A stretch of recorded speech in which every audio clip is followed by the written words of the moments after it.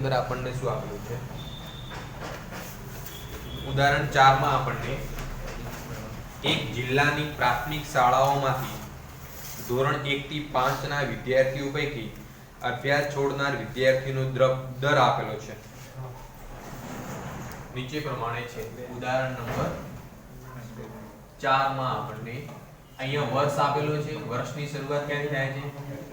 વર્ષમાં 2000 9 10 2000 10 11 2000 11 12 2000 12 13 2000 13 14 2000 14 15 અને 2015 અને 16 અભ્યાસ છોડનાર વિદ્યાર્થીનો દર આપેલો છે એને આપણે y ચલ કહીશું જેની કિંમત 3.24 2.98 2.29 2.20 2.09 2.07 આટલી y ની આપણને કિંમતો આપેલી છે.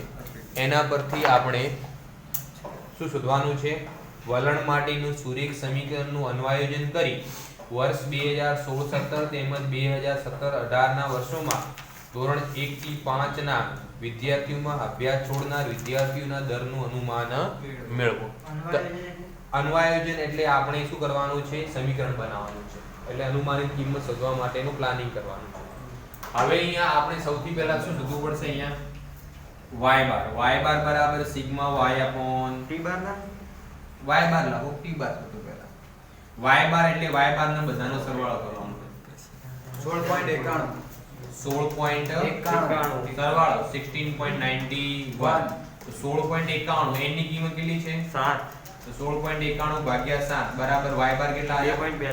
2.42 એવી રીતે આપણે બીજું શું શોધવું પડે? t બાર બરાબર સિગ્મા t upon n અને એના માટે આપણે t કોલમ બનાવવું પડશે. અહીંયા પહેલો વર્ષ, બીજો વર્ષ, ત્રીજો વર્ષ, ચોથો વર્ષ, પાંચમો વર્ષ, છઠ્ઠો વર્ષ અને સાતમો વર્ષ બધાનો સરવાળો 28 અને 28 ભાગ્યા આપણે કેટલા કરીશું?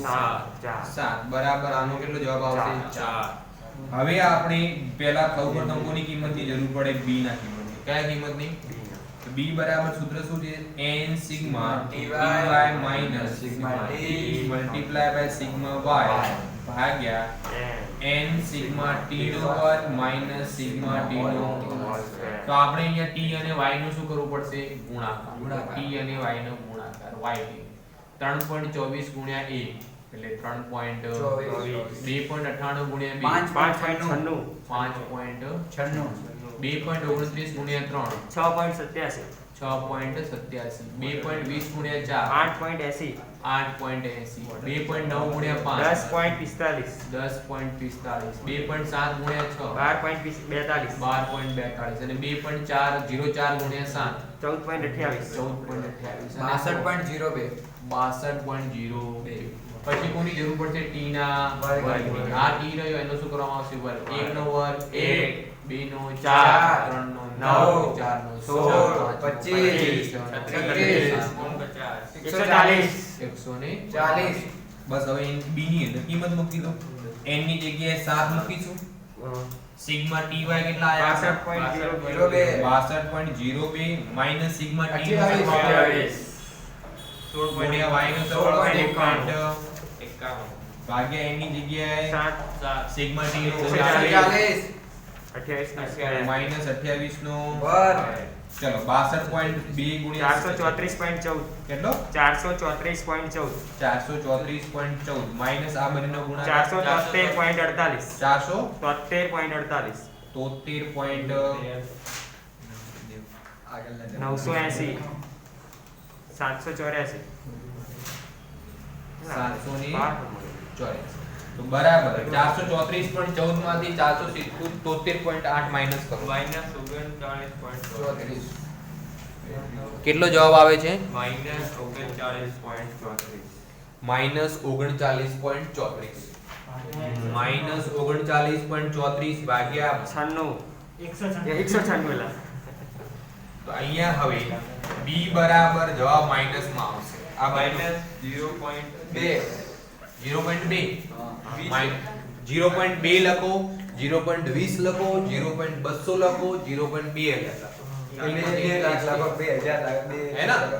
હવે એના પછી આપણે a ની કિંમત શોધવાની છે કોની કિંમત a બરાબર y બાર માઈનસ bt હવે ના બોલ y બાર ની કિંમત આપણે કેટલી 2.42 માઈનસ માઈનસ 0.2 ગુણ્યા t બાર બરાબર આપણે કેટલા 4 તો બરાબર 2.42 માઈનસ માઈનસ પ્લસ 0.8 0.8 એટલે a બરાબર 2.22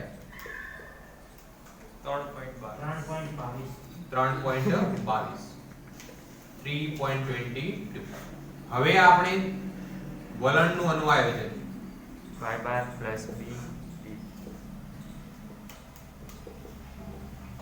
y cap is equal to a plus b t તો y cap is equal to a ની જગ્યાએ 3.22 b ની જગ્યાએ -0.2 અને t ની જગ્યાએ એટલે y cap બરાબર 3.22 -0.2 t તો આ આપણું સમીકરણ બન્યું.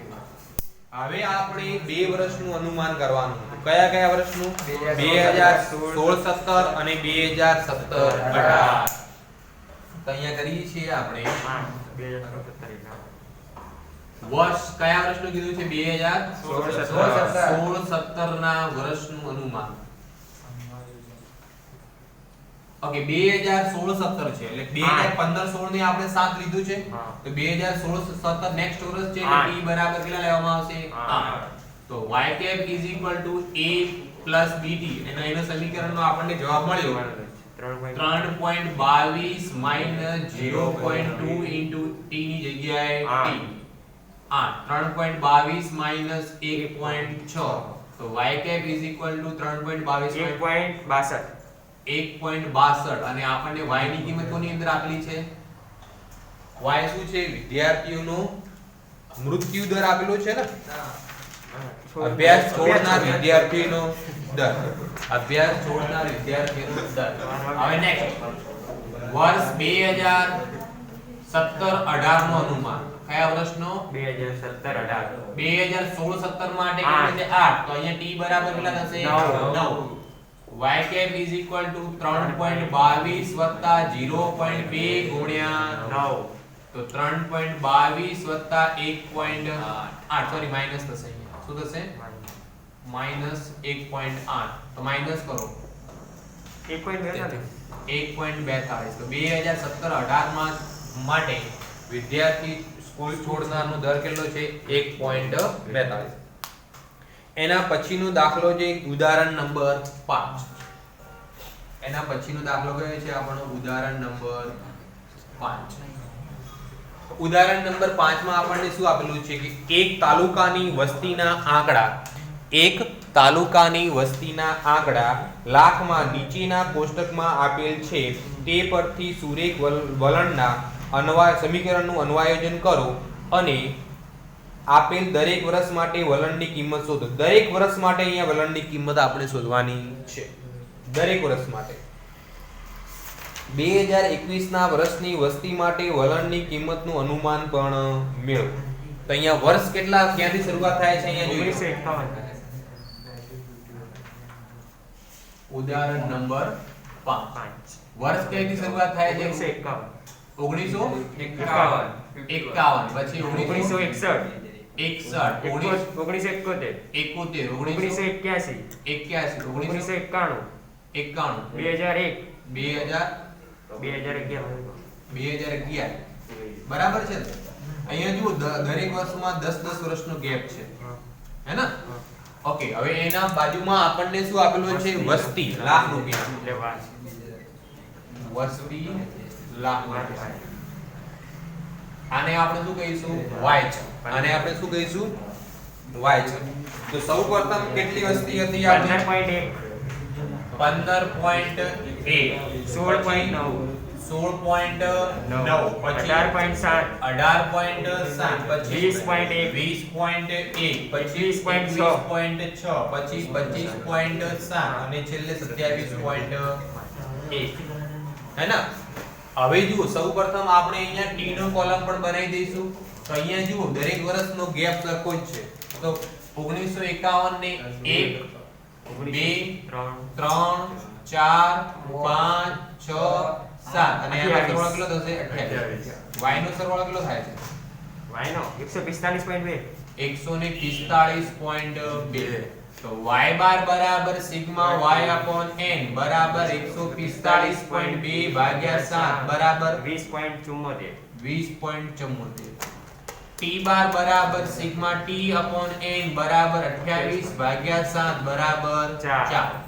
હવે આપણે t અને y નો શું કરવાનો છે? ગુણાકાર, જેને ty કહેવાશે. 15.1 ગુણ્યા 1 એ 15.1 16.2 9 ગુણ્યા 2 33.8 33.8 18.7 ગુણ્યા 3 56.1 56.1 20.1 ગુણ્યા 4 80.4 21.6 ગુણ્યા 5 108 25.7 ગુણ્યા 6 154.2 154.2 અને 27.1 ગુણ્યા 7 189.7 આનો સરવાળો.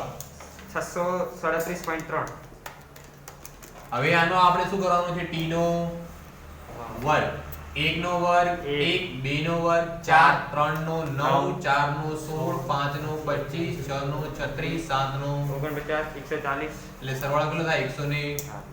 એના પછી આપણે b ની કિંમત શોધીશું, જેનું સૂત્ર છે n sigma ty minus sigma t into sigma y upon n sigma t નો વર્ગ માઈનસ સિગ્મા t નો n ની જગ્યાએ કેટલા મૂકીશું? 7.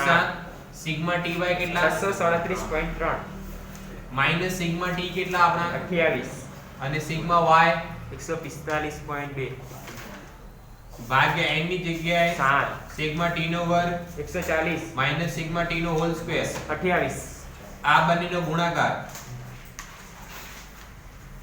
4461.1 4461.1 માઈનસ આ બંનેનો ગુણાકાર 4065.6 4065.6 હા ભાગ્યા 7 ગુણ્યા 140 980 28 નો વર્ગ 784 ઉપર માઈનસ કરો 395.5 395.5 95.5 ભાગ્યા 196 તો b બરાબર કેટલી કિંમત આવે? 2.02 ચલો અહીંયા સુધી કોઈને કઈ ડાઉટ? હવે a બરાબર શું કરીશું? y બાર માઈનસ bt. y બાર ની કિંમત કેટલી આપણી? 20. b ની કિંમત કેટલી? 2.0 અને t બાર કેટલા આપણા? 4. તો બરાબર 20.74 માઈનસ 8.0. a બરાબર આમાંથી આ માઈનસ કરો 12.66 12.66 આપણા t ની કિંમત મળી. હવે વલણનું સમીકરણ y cap બરાબર a plus bt. y cap is equal to a ની જગ્યાએ 12.66 પ્લસ b ની જગ્યાએ કેટલા મૂકીશું? 2.02 અને t ની જગ્યાએ કોઈ ડાઉટ આની અંદર? હવે દાખલાની અંદર આપણને કહેલું હતું કે દરેક વર્ષ માટે વલણની કિંમત મેળવો. દરેક વર્ષ માટે કીધું છે. તો અહીંયા આપણે કોલમ બનાવી દઈશું, જેને કહીશું અહીંયા વલણની કિંમતો, હે ને? તો વલણની કિંમતોની અંદર જુઓ આપણને દાખલાની અંદર જે સમીકરણ શું મળ્યું? 12. y cap is equal to 12.66 plus 2.02 multiply by t. એ આપણું સમીકરણ છે.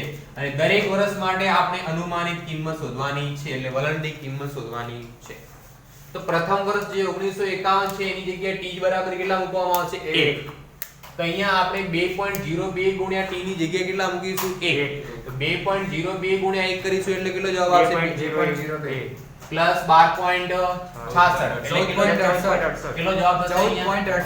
14.68. આની અંદર બધાને ખબર પડી કે ન પડી? કોઈને કઈ ડાઉટ હોય તો બોલો આની અંદર. No doubt. એવી રીતે આપણે હવે અહીંયા t ની જગ્યાએ નહીં, ગણતરી જરૂર નથી. t ની જગ્યાએ કેટલા મૂકીશું? 2 મૂકીશું. t ની જગ્યાએ કેટલા મૂકીશું? 2. તો કેટલા થઈ જશે? 4.4 થઈ જશે. કેટલા થઈ જશે?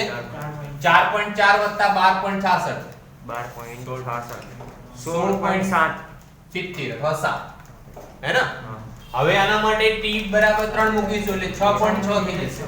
તો 12 12.66 એટલે 18.72. 4 મૂકીશું એટલે 8.08 થશે. કેટલા થશે? 08 પ્લસ 20.74. 20.74. પછી આવશે તમારો 22.76, 24.78 અને 26.80 અથવા 8. હે ના? ક્લિયર? કોઈ ડાઉટ આની અંદર? ઓકે, આ આપણના બધા વર્ષની વલણની કિંમતો આપણને મળી ગઈ. હવે આપણે આનો સરવાળો નહીં કરવો? ના, સરવાળાની જરૂર નથી. હવે આપણે શું કરવાનું છે? વર્ષ 2011 ના વર્ષની વસ્તી માટે વલણની કિંમતનું અન્વય છે. અનુમાનિત કિંમત કયા વર્ષ માટે કીધું છે? વર્ષ 2021 માટે. તો હવે જુઓ, વર્ષ 2011 ને આપણે t બરાબર 7 લીધા છે. વર્ષ 2011 ને કેટલા લીધા છે? 7. તો વર્ષ 2021 માટે t બરાબર કેટલા લેવામાં આવશે? 8. અને y કેપ બરાબર 12.66 વત્તા 2.02 અને t ની જગ્યાએ 8 બરાબર 12.66 વત્તા 16.16. તો y બરાબર આ બંનેનો સરવાળો 28.82 લાખ વસ્તી હશે. 2011-21 ની અંદર કેટલી વસ્તી હશે? 28.82 લાખ. કઈ ડાઉટ આની અંદર? 2021